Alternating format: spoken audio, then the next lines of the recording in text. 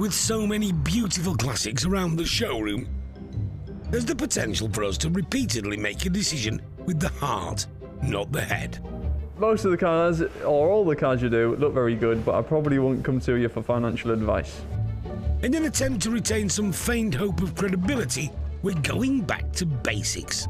We fancy the idea of a Volkswagen Beetle. Surely it has to be one of the top 3 simplest cars to restore. Morris 1000, Mini, and then MGB, down to parts availability and usability. For something a little bit different, everything's available, isn't it? Even though the Matthewsons don't share our interest. I don't like Beetles. They don't do it for me. It doesn't score badly. I suppose, yeah, you're going to have to call them in the top 5, aren't you? We'll take that. And we think we've found one that will make the restoration a bit more interesting. A rare 1976 convertible.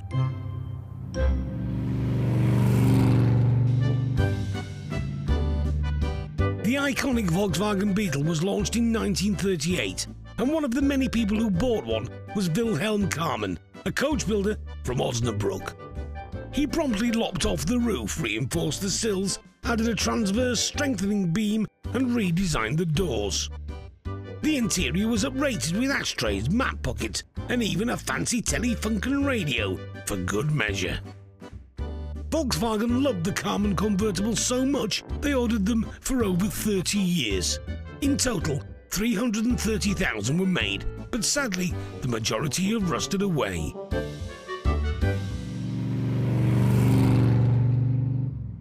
Most of the Carmen ones were left hookers. This is certainly a left hooker, so that limits your customer base in this country tremendously. Inside's nice, door cards, seats, even down to carpets, all extremely good. And the hood is in really nice condition. But look at the paint job. Every panel on this car has got an issue, even down to the bonnet. This is one of the cars that us in the trade would have just totally and absolutely steered clear of. Everywhere, look. Crud, corrosion, everywhere you look. It needs to be the full house, or leave it, don't do it. One or the other. And I know what'll happen. You can't resist touching them, can you? You'll do it. We've decided to send this one to a true old-school Beetle specialist. They're dead easy. Lawnmower. It's a lawnmower? It's a lawnmower engine. But it's a 1300. 1300S. What's the S? Super Beetle. It's got a curved windscreen and it's got more boot space in the front. Kel Muir's runs the classic car workshop in Croft, with help from long-suffering mechanic George. When he first started, not a clue. Brilliant, eh? Love Beetles, mate. Because we've had that many, he knows them inside and out now. Everything's right, everything's in its right place. It's just the body side of it. That's all it needs. No, I didn't say it. That's all it needs. But I've got good vibes about it.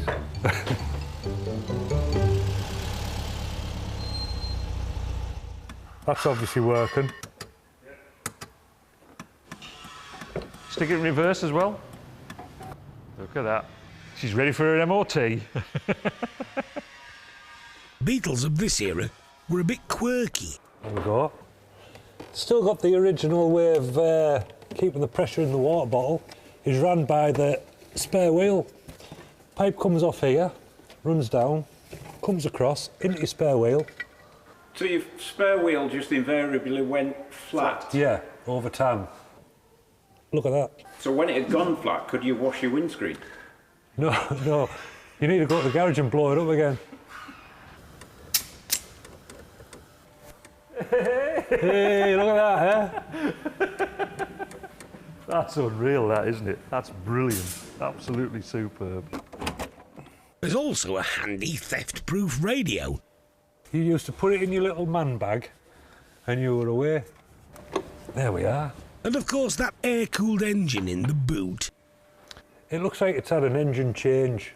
There's a plate being riveted on and the first few letters tells you what engine size it is. ADR 4009. Well, put a 1600 in. It's all very interesting, but we can't put off looking underneath this car any longer. Head of corrosion, Will, is equipped with some high-tech prodders.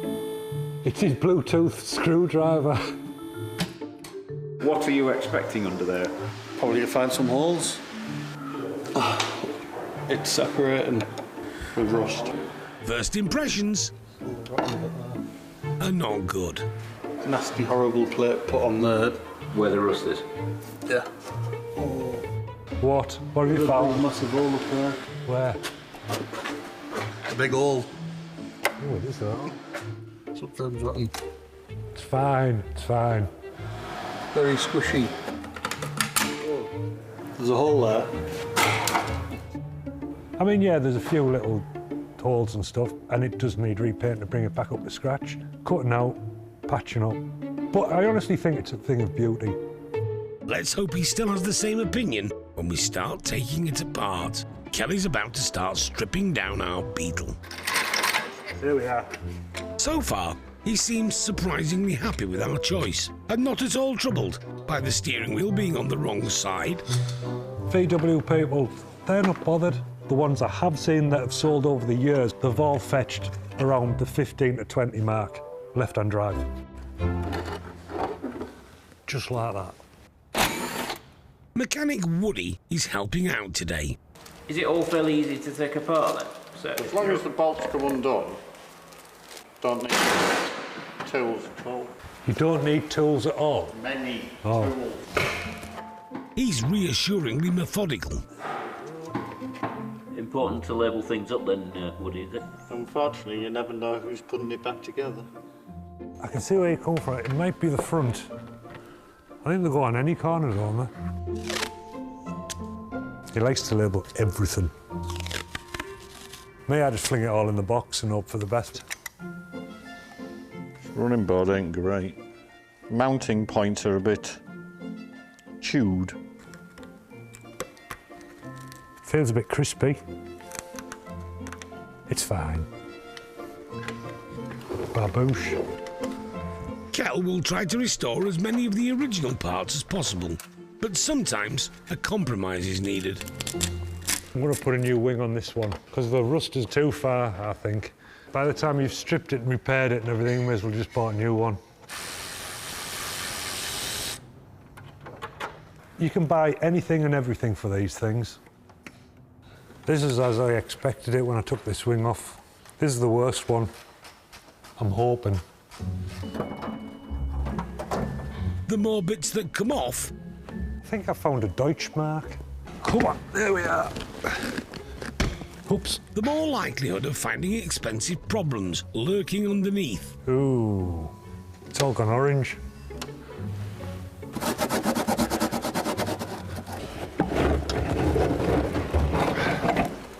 Yeah, definitely been wet in here. Give us a screwdriver. No, don't give him a screwdriver. But, oh, it's gone through.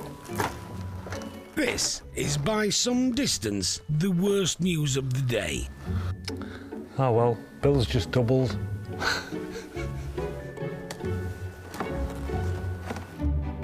Across the Pennines, and our Volkswagen Carmen enters its third week of restoration. There's still no engine in the front, and there isn't one in the back now either. And today we're going to strip some of the engine down, ready to clean up, and do some paint stripping on the doors, bonnet and boot. With the invaluable help of Woody, there's already been good progress with the bodywork. This is one of the doors that we've already stripped, and we put a bit of acid on there for the rust. But once we grind that back, that should get that rust gone. It hasn't been properly welded across there. When they overlap, the metal sweats and starts expanding with the rust. The bonnet currently has an unpleasant orange peel appearance. It looks like someone's lacquered it even more than what they should have. There's some sort of reaction going on with that. A lot of the methods that you use for stripping paint create heat. It causes the metal to expand and deforms panels. The paint stripper is quite gentle on the panel and should leave it, the shape that it is. As for the engine, it could have almost stayed in the car if it wasn't for a small but common fault on Beetles. Well, we took it out because The crank oil seal at the back was leaking. You've got to take the clutch and flywheel off, and it's just behind here. It's also a good opportunity to give it all a clean. They're so simple to strip down anyway. If the body's getting an overhaul, may as well have a matching engine.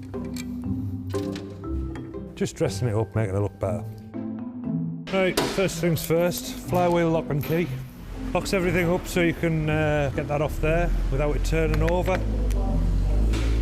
The rubber ring that Kel's aiming for might only be a simple component, but if the leak continues, the engine could be badly damaged.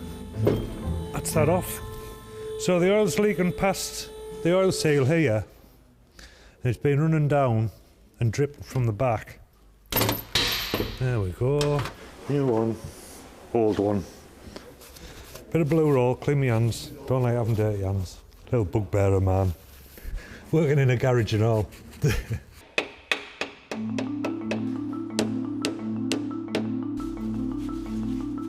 Of course, this engine is a bit different to your average lump. Normally, to keep all the moving parts at optimum temperature, you'd have water circulating around the outside of the cylinders, which is then cooled by the radiator. These systems tend to be efficient but complex. With air-cooled engines like the one in the Beetle, you just have a massive fan which blows towards the hot bits. They're simple, cheap and durable, but they're noisy and emissions tend to be higher. On the outside, Woody is peeling back this car's colourful history. Online it says the original colour was green. We've found blue, silver, red, and I think it's been painted green twice. It's a bit like a gobstopper. This level of prep will result in a solid car for the next owner, but it could reveal all sorts of additional areas that need welding. So how long before you reckon it's good to go? Oh, no, well, I've got a piece of string around here somewhere. We can measure that. It's not in the best of states. It's a bit of a Frankenstein, this car now. More of those nasty overlapping panels have emerged. The original comes down to about here, and this has been put over the top. There was then 10 millimetres of filler put on top to get the right shape. It's basically from midline on the body down, all the way around. Body filler started about here, all the way up to this section here. It's fake. It's making something look right rather than it being right. At this point, walking away from the project doesn't seem that daft. Yeah, if this was a horse, you'd be calling a vet to put it out of its misery. Everything can be fixed. Basically, all these bad repairs are going to have to be cut out. It's going to increase the time about another 50%. Woody will restore as much of the bodywork as he can. But because of all the previous bodgers, he might have to order some new panels. To cheer us up though, the engine at least is now in good shape. It should be quite simple and fast to put this back together. We've done a quick sandblast of the outer tinware and just recoated them up with some shiny paint. It just finishes it off, doesn't it? Took me a few days, but just tidies it up and makes it look a lot better. Beautiful.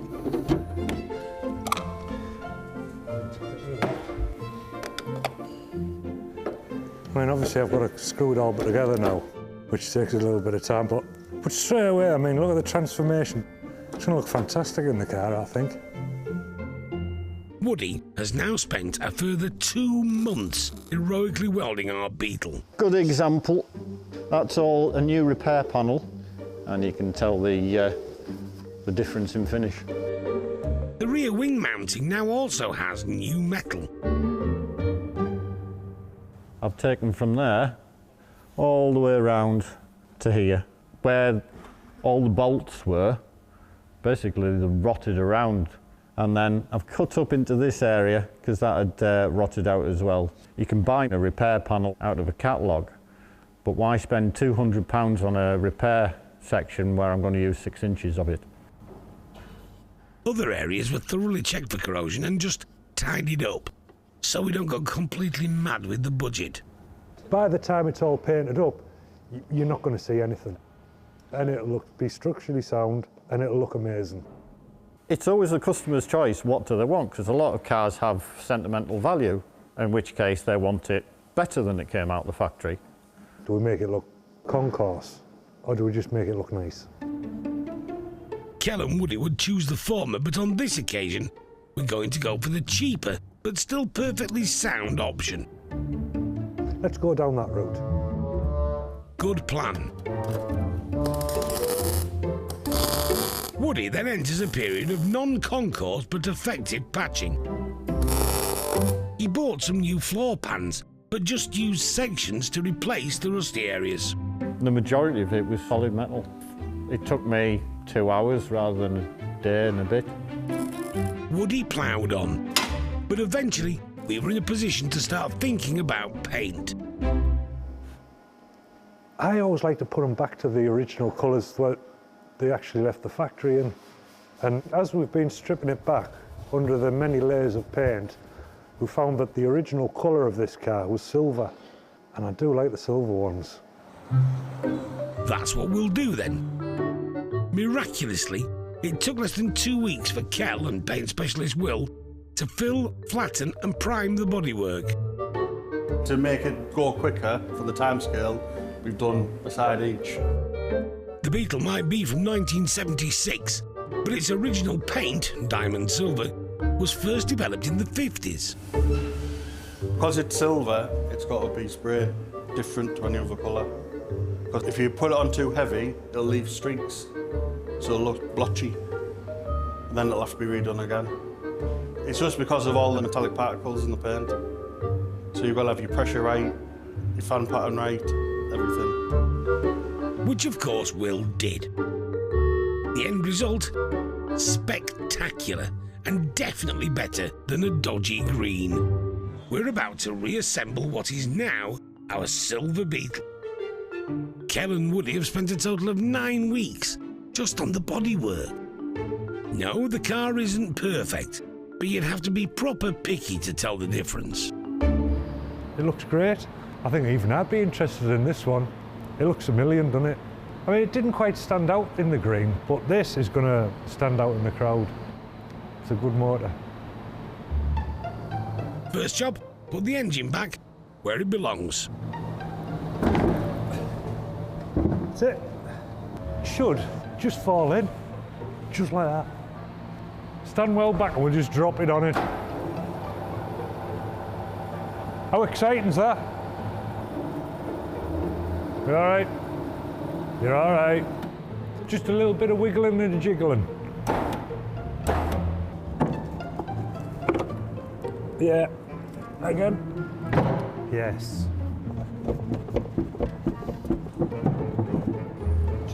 That's it. Shaboof. It's just like putting a lawnmower back together. Spurred on by that success, the next heaviest object to you heads for the car. Ta-da!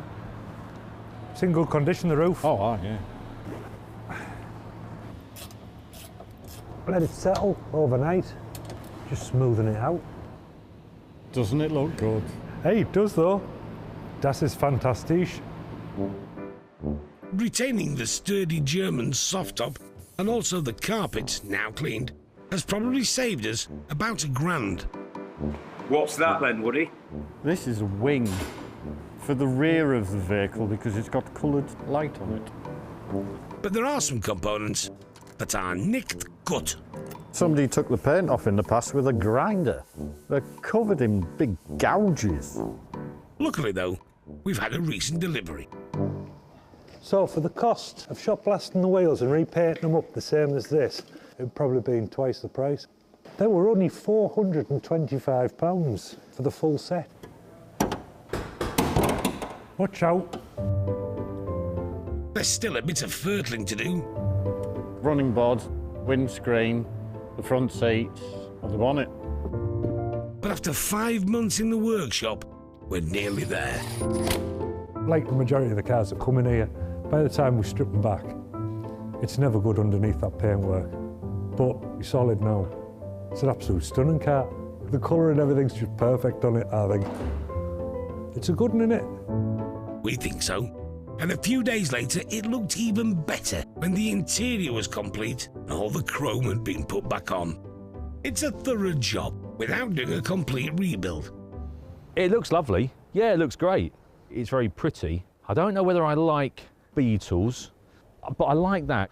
The colour and the wheels that complement the colour and the overall presentation, which is paramount, are all really good. My immediate concern is what side the steering wheel's on. UK buyers, even cars that you can only really get in left-hand drive, they're anti-left-hand drive, But having said that, I like it. I do genuinely like it. It's officially the car that slightly changed Dave's opinion of Beetles.